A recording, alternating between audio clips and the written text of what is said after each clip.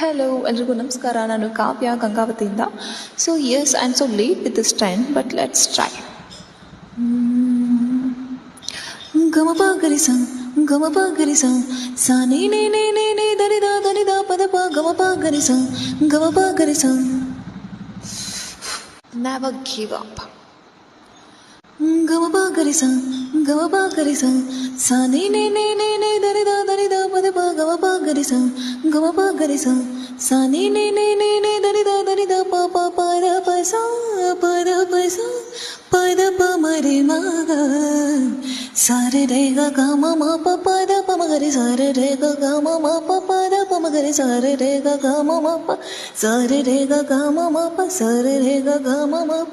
सजना के सजने में इतना रहने लगे,